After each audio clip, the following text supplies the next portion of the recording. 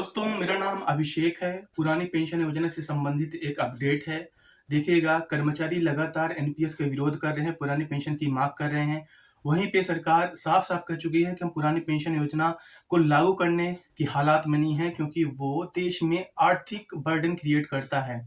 कुछ दिन पहले ही माननीय निर्मला सीतारमण जी ने, फाइनेंस मिनिस्टर ऑफ इंडिया ने बोला था कि हम जल्द ही एक कमेटी गठित करेंगे जो कि एनपीएस का अध्ययन करेगी और साथ ही ओपीएस को किस हद तक हम लागू कर सकते हैं इसके बारे में डिसीजन लिया जाएगा। मतलब ये कि एनपीएस और ओपीएस इन दोनों को मर्ज करके बीच का रास्ता निकालने की कोशिश की जाएगी।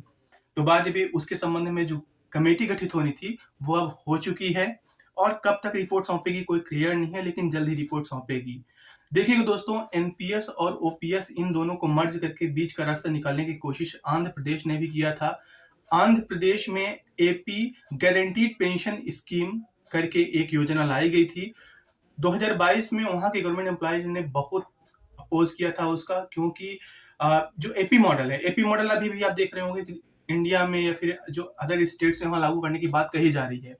लेकिन already government employees of Andhra Pradesh ने इसे अपोज किया था, तो अदर स्टेट्स और इंडिया भी इसे एक्सेप्ट नहीं करेगा जहां तक मुझे लग रहा है, क्योंकि उसमें कुछ खामियां थी जो कि कुछ ऐसी हैं कि जो एनपीएस में आपका रुपए कटता है तो सेम उसमें भी रुपए कटेगा। उसे भी आप कंट्रीब्यूटरी पेंशन सिस्टम बोल सकते हैं। तो उसमें भी आपका अमाउंट जो कंट्रीब्यूट होता है, अगर 10% आप करा रहे हैं तो आपको 33% पेंशन मिलने का प्रावधान था। अगर आप ये सैलरी से 14% अगर आप डिडक्ट करवा रहे हैं तो आपको 40% पेंशन मिलने का प्रावधान था। लेकिन उसमें था क्या कि जैसे शेयर मार्केट बढ़ता है, कम होता है, जो भी है, गारंटीड पेंशन तो आपको जो लास्ट विथड्रॉन आप सैलरी रहेगा उस पे मिलेगा जो आप सर्विस में है। हो सकता है कि पे रिवीजन न किया जाए, हो सकता है कि आपकी सैलरी रोक के रखी जाए, जैसा भी है। तो ऐसे में आपको जो लास्ट में पेंशन मिलने वाला होगा वो कम हो जाएगा।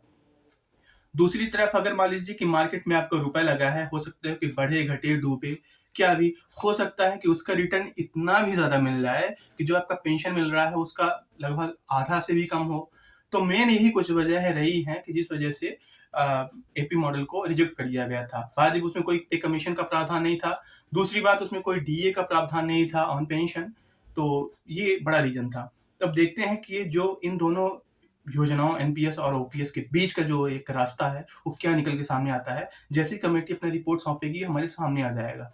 दोस्तों, ये बात तय है कि जो सेंट्रल में इस बार ये वाला मॉडल लाया जाएगा, जो कमेटी अपना रिपोर्ट सौंपेगी, वही जो भी स्टेट्स हैं, जो भी रूलिंग स्टेट्स हैं बाय द वे बीजेपी, तो वही अपनाएंगे और वही आप देखेंगे कि जो पुरानी पेंशन बहाली का एक मार्ग चल रही है, तो ही एक रास्ता होगा। दोस्तों, जो भी अपडेट रहेगी मैं आपको ऑथेंटिक अपडेट लाता रहूंगा। आप हमारे साथ रहिएगा। धन्यवाद।